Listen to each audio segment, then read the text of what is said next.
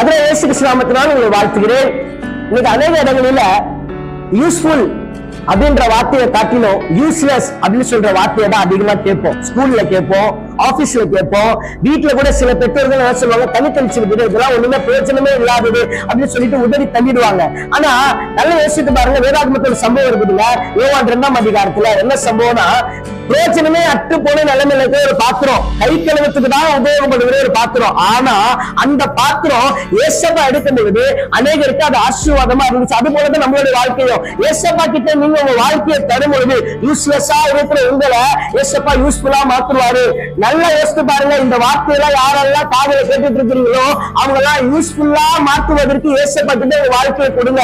அன்னைக்கு அந்த கை கழுவுகிற அந்த பாத்திரம் ஏசு கிட்ட வரும் பொழுது அது அநேகருக்கு ஆசீர்வாதம் பாத்திரமா இருந்துச்சு. அது போலதான் நம்மளும் ஏசு கிட்ட வரும் பொழுது, ஏசு கிட்ட நம்ம தரும் பொழுது நம்ம அநேகருக்கு யூஸ்ஃபுல்லாக மாற்றுவாரு.